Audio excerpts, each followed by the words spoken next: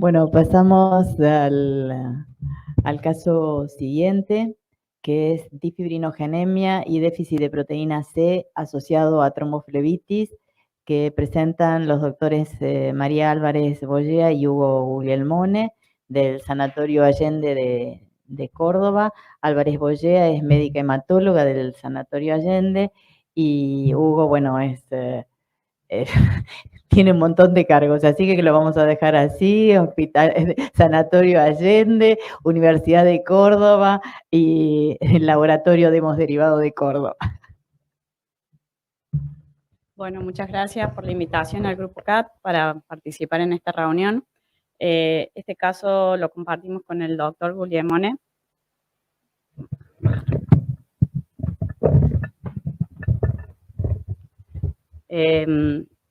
Bueno, vamos a empezar directamente. Es una mujer joven, que es oriunda de Puerto Madryn. Ella viene a la ciudad de Córdoba para estudiar. Como antecedente personal poseía linfedema que había iniciado a los 13 años, y entre sus antecedentes personales familiares, su padre había tenido una trombosis y se encontraba bajo anticoagulación al momento de la consulta. Es una paciente que no es fumadora, tenía un peso de 66, un índice de masa corporal era dentro del rango normal, y su historia comienza en el 2013, aproximadamente tenía 16 años, en Puerto Madryn. Presenta una tromboflebitis superficial, digamos el sistema superficial, inicia tratamiento anticoagulante con heparina y luego rota a warfarina por 4 años. En ese momento estuvo en seguimiento por su médico hematólogo de la ciudad de Puerto Madryn. Durante ese periodo de 4 años había repetido otro evento de tromboflebitis.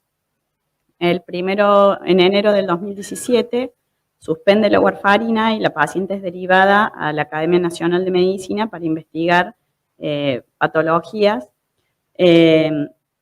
donde se detecta, se detecta déficit de proteína C. Se descartan otras trombofilias, tanto genéticas como adquiridas.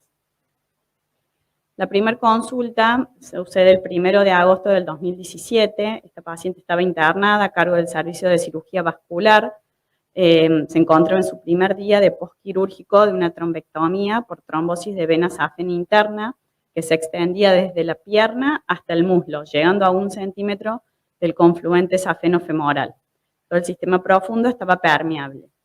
En ese momento presentaba este laboratorio donde tenía 11.8 de hemoglobina, un hematocrito de 34, 8.100 glóbulos blancos, 100.000 plaquetas, una PTT de 28, un tiempo de protrombina de 16, el fibrinógeno era 118, un dímero D positivo de más de 5.000 y un tiempo de trombina de 11.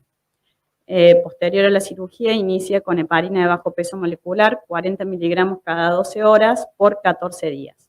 Presenta una excelente evolución y con resolución de la trombosis completamente, e inicia con aspirina y venotónicos. A su vez, a raíz del linfedema, trabajamos en conjunto con el servicio de cirugía vascular para investigar su causa. Se realizó una linfografía radioisotópica y en los primeros 15 minutos, en el miembro inferior izquierdo, se demostraba una escasa permeabilidad de la vía linfática. Y a las 3 horas, los ganglios poplíteos inguinales y paraórticos presentaban tinción irregular y con menor captación que los contralaterales derechos.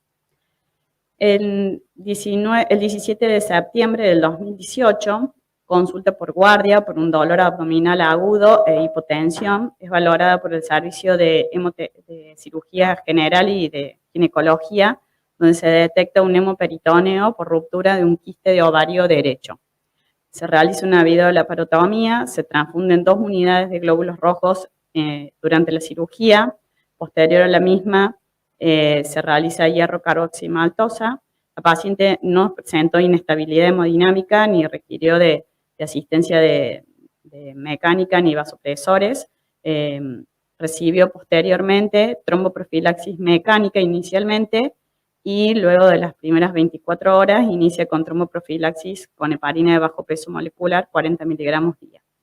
3 días después se le otorga el alta con heparina de bajo peso molecular, 40 miligramos día por 10 días. Durante la primera mitad del 2019 presenta dismenorrea y quistes de ovarios, por lo cual, en conjunto con el servicio de ginecología, programamos realizar una videolaparoscopia para extracción de un quiste de ovario y a su vez colocación de un DIU con progestágenos. Para esa intervención recibió crioprecipitados para la cirugía, con una muy buena evolución, sin complicaciones, alta en el mismo día. A raíz de esta terapia ceden los síntomas ginecológicos y la paciente se encuentra hasta la actualidad con controles periódicos, con buen estado clínico, sin ninguna medicación, tanto para la trombosis ni para ningún evento hemorrágico, y realiza vida totalmente normal.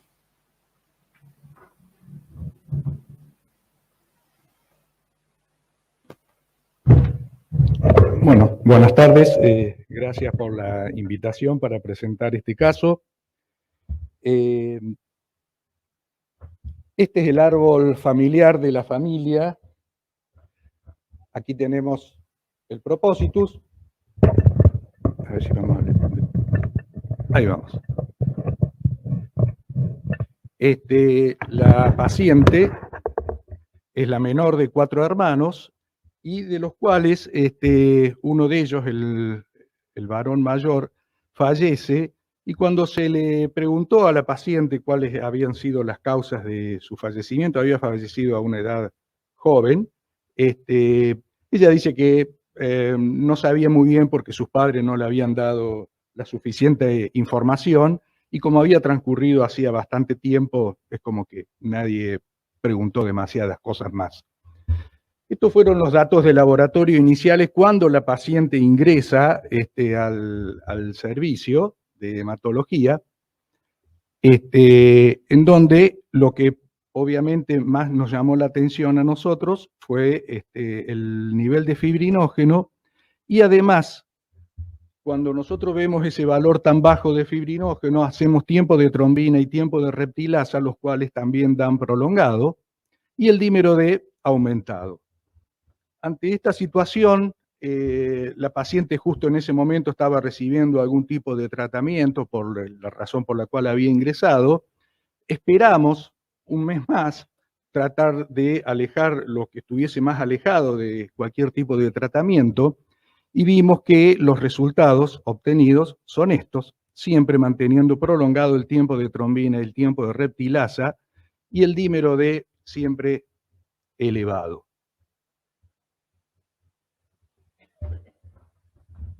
Cuando nosotros nos encontramos con digamos, obviamente, como se dijo anteriormente, es un tiempo de trombina y un tiempo de reptilasa prolongado, más la presencia de un fibrinógeno por Claus disminuido, a nosotros nos obligó a pensar de que estábamos en presencia de alguna difibrinogenia, y esto fue corroborado cuando se hace el fibrinógeno inmunológico, en donde estaba un 83, me parece que estaba por ahí el valor.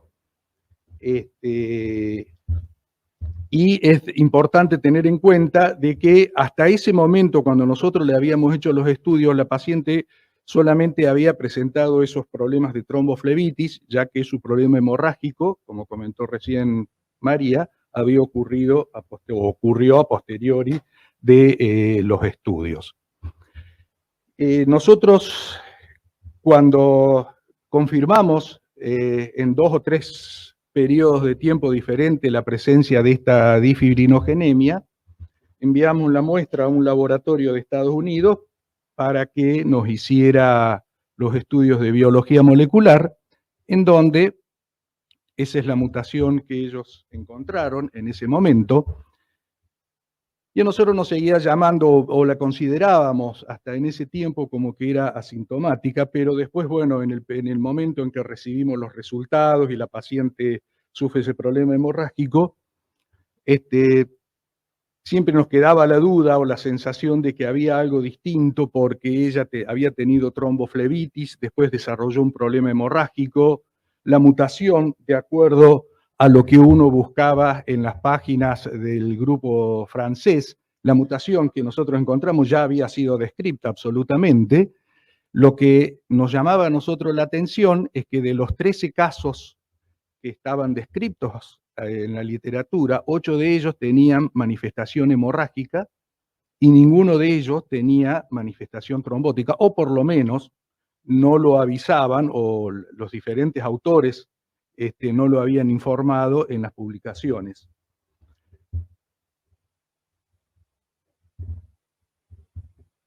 En manera simultánea y de manera paralela, a nosotros siempre nos quedaba la duda de este problema de tromboflebitis y después que desarrolla ella este problema de trombosis. Entonces, también en un periodo de ventana en que ella no estaba bajo ningún tipo de tratamiento y alejado de todos sus problemas que había manifestado, le hacemos un perfil de trombofilia en donde encontramos que tenía niveles de proteína C disminuida utilizando un método amidolítico en este caso. Ante esta situación, ahí fue cuando se comenzó a investigar un poco más y nos enteramos de que el padre también estaba anticoagulado desde hacía ya casi 8 o 10 años, tenía una trombosis venosa profunda, pero que la chica no nos supo decir bien cuál era la razón por la cual el padre estaba bajo ese tipo de tratamiento. Entonces nosotros hicimos una logística, justo ella tenía que viajar a Puerto Madryn, porque bueno, obviamente trasladar a toda su familia a Córdoba era difícil, pero bueno, nos contactamos con una bioquímica de Puerto Madryn, le dimos el instructivo, la chica viajaba en avión, se fue con todos los tubitos nuestros, ella volvía creo que a los 3 o 4 días, porque era justo un fin de semana largo. La cuestión que la bioquímica de allá tomó las muestras de sangre, se los dio a la chica, Agostina se subió a un avión, la fuimos a esperar al aeropuerto, habían transcurrido 3, 4 horas desde que se le había sacado sangre hasta que la paciente había llegado a Córdoba y nosotros teníamos los tubos de todos los miembros de la familia en nuestras manos, y es ahí donde nosotros detectamos, digamos también en el padre, que tenía una deficiencia de proteína C, y bueno, las muestras fueron enviadas al hospital Georges Pompidou en París, Francia, para hacer toda la parte de biología molecular de proteína C, y acá nos encontramos con una súper sorpresa, digamos, que la madre tenía una mutación en el gen de la proteína C, que es esta que está indicada aquí, y el padre tenía a su vez también otra mutación que estaba ubicada en otro lugar. Los 4 hijos, e inclusive el sobrino de la Propositus, no tenían la mutación de la madre, pero sí todos tenían la mutación del padre. Es decir, que nos encontrábamos con una paciente muy joven, que había heredado las 2 mutaciones en el gen de la proteína C del padre y de la madre, y a su vez también tenía una mutación en el fibrinógeno. En ninguno de los familiares, padres, hermanos y sobrinos, nosotros le estudiamos la mutación para fibrinógeno debido a que realmente los valores de fibrinógeno funcional que presentaban e inmunológico estaban dentro del rango normal, y la gente que nos hacía estos estudios de mutaciones no lo consideró necesario, a pesar de que le mandamos las muestras, pero ellos, ante valores relativamente normales de fibrinógeno funcional e inmunológico, consideraban innecesario hacer los estudios de mutación. Así que esos fueron los resultados que nosotros obtuvimos. Para recordar un poquito, la proteína C, seguramente ustedes lo saben muy bien, tiene un dominio del ácido gamma carboxiglutámico, dos dominios de factor de crecimiento epidérmico y el péptido de activación corto.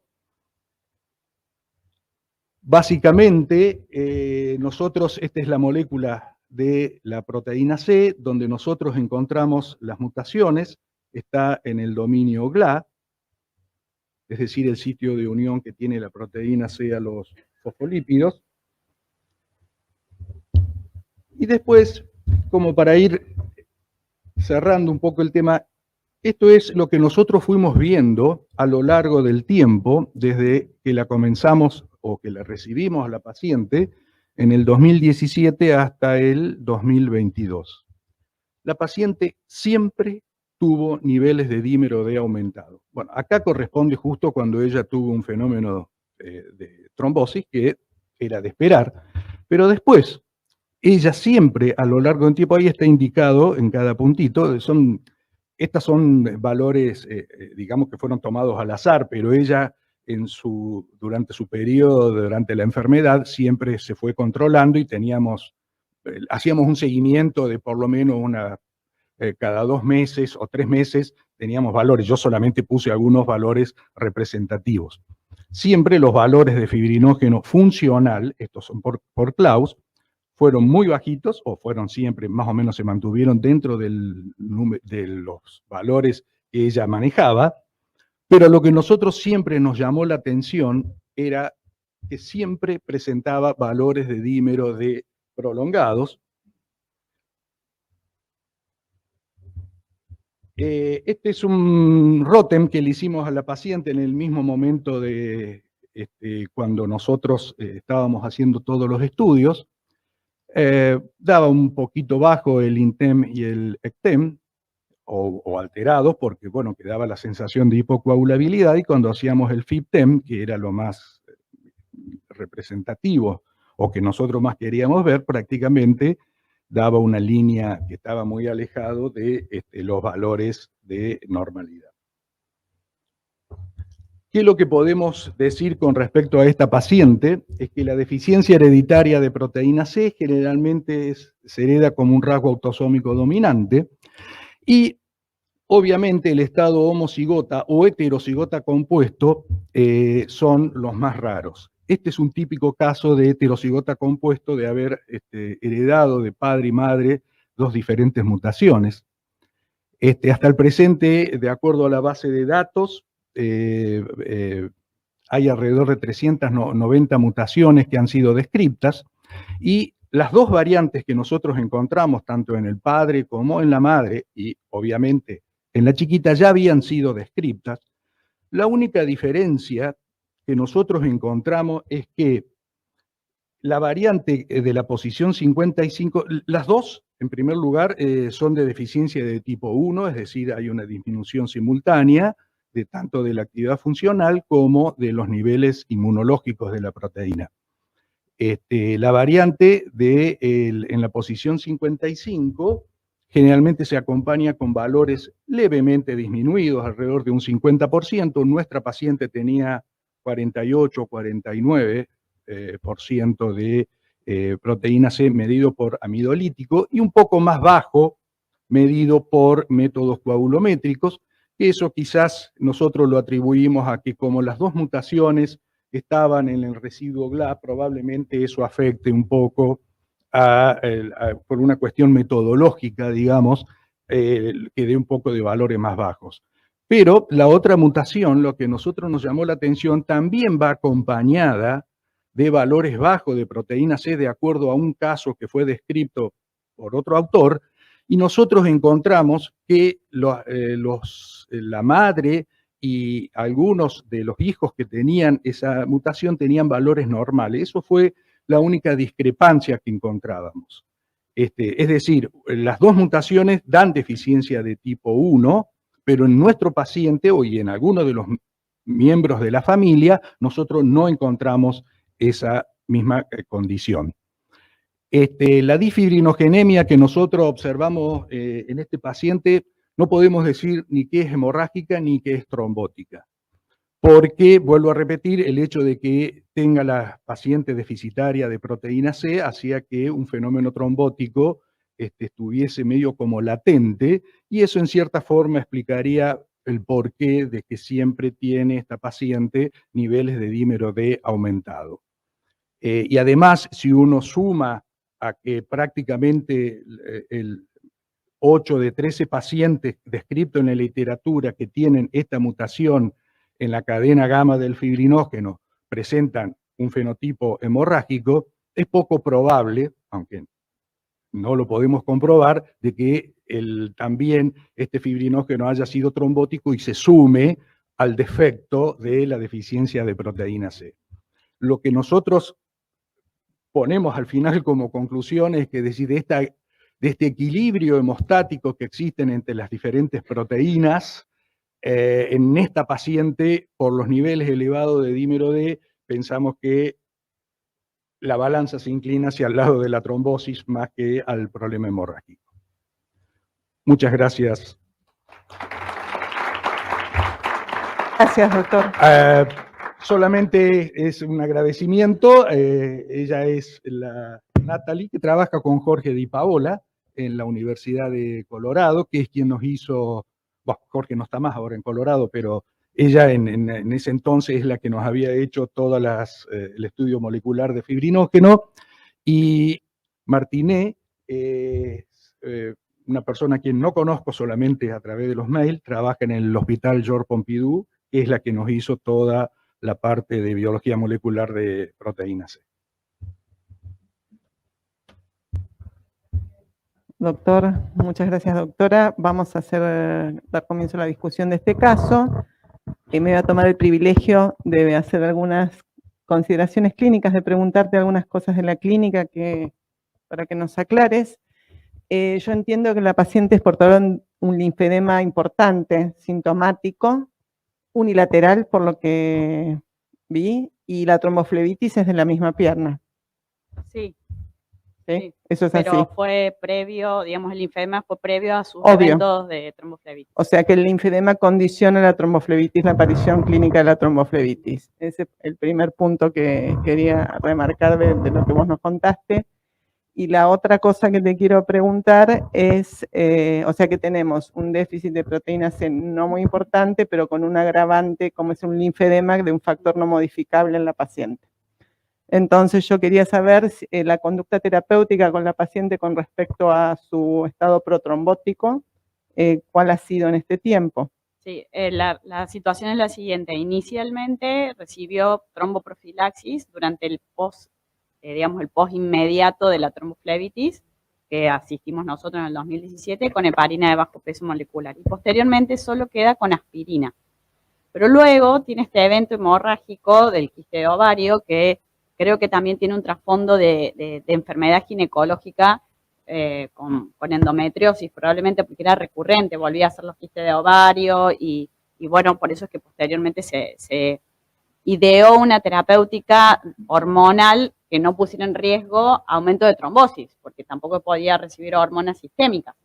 Perdón. Por tal motivo es que creo que, bueno, y ahí tuvo, el evento hemorrágico que fue relevante si lo categorizamos por la hemorragia del ICTH, porque requirió transfusión, cirugía, accionar médico.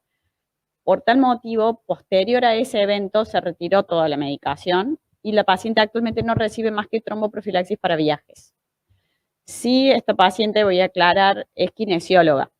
Hace semanalmente drenaje linfático por un profesional y si no, se lo auto realiza ella. Si no lo realiza, tiene exacerbación de su linfedema. Y es muy notorio, es muy notorio. Por eso tratamos de trabajar con el equipo de cirugía vascular para darle una explicación y ver si existía alguna opción terapéutica, pero bueno, más que la linfografía radioisotópica que dio esta información, no pudimos avanzar más en terapéuticas desde el punto de vista vascular. Más intensivo el linfedema sin anticoagulación no recidivó. No. Y sigue teniendo la venita puesta. Sí. Bueno, eso sería con respecto al evento trombótico. No tiene varices. No tiene trombótico. Uh-huh. Y con respecto al evento hemorrágico, o sea, no creo que haya un contribuyente real de la patología del laboratorio en el evento hemorrágico. Uh-huh. Entonces no comprendo la profilaxis para el estudio que hicieron si yo no entendí mal, sí. lo transfundieron con crioprecipitados para Sí. un episodio que es de bajo riesgo de sangrado. Para la siguiente cirugía, cuando fue Sí. la videolaparoscopia. Sí, lo hicimos preventivamente por el antecedente de la cirugía, de la hemorragia que había tenido en el evento anterior. En realidad, ella nunca había, digamos, en los eventos quirúrgicos, solo había sido por la trombosis, que había sido una cirugía local, ¿no? Ujú. La trombectomía fue local y para la cirugía del hemoperitoneo sí se transfundieron hemoderivados. Claro, en el Sí, evento sí, sí. hemorrágico sí, Sí, pero en el también evento- preventivamente. En la cirugía